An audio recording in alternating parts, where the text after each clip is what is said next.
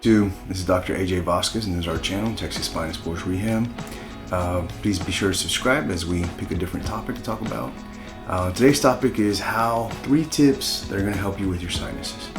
Now, sinus pressure, sinusitis, all these conditions are pretty problematic, especially in the spring, especially in the fall. If you live here around the coast, we constantly deal with oak, pollen, mold, different things in our air. We actually live pretty close to League City here in Houston, where we have environmental chemicals that sometimes come into the air. We have a Gulf breeze that sometimes brings stuff in, even dust. So we constantly have this issue, but today we're going to talk about ways that we can help alleviate that. So tip number 1 is get yourself a sinus nasal cleanse. Okay, they're pretty inexpensive. They're running about $6 to $8 maybe. They have little saline packs that you can run. What they do is they help kind of clean the nose, and they help kind of pull the bad stuff out of the sinuses that sometimes get stuck. Because it gets stuck is really why you feel the pressure and the pain.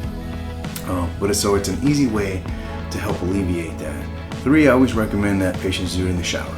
It takes about 60 to 90 seconds to do this, and the cleanup is very easy. Step number 2, I tell patients is try acupuncture. Acupuncture does a good job of helping alleviate the pressure.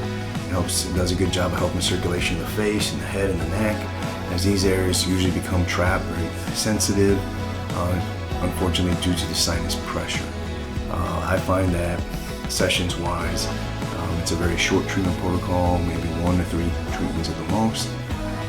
I definitely think they alleviate a lot of that pressure that you get. That unfortunately kind of gives you brain fog, sometimes it can not let you sleep and so forth. So try it out.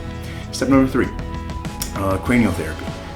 This has been done for quite a bit of time. Massage therapists, DOs, chiropractors. I've had different type of practitioners all agree that the cranium is an area where sometimes the pressure due to sinus builds up, and so by alleviating that area, you allow the patient to have more relief.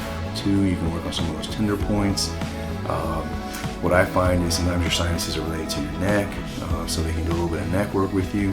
And this might come in the form of manual therapy, remobilization, might feel like something like massage.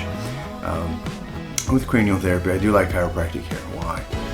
A lot of times the neck and the head work together to kind of keep the circulation flow of the body. And I find that most people work at the computer, or they're working from home, working in a different type of environment, or they're always on their phone looking down, and that builds up pressure in the neck and the head. Sometimes the sinuses will kind of bring that to light just because things aren't moving right. And so I find that by kind of getting that range of motion back, being able to kind of work some of those tender points, we get a little bit of lymphatic drainage that happens, and the patient basically feels better. Again, these are 3 tips you can try. Be sure to subscribe to us, and we hope to see you in the next episode. Take care.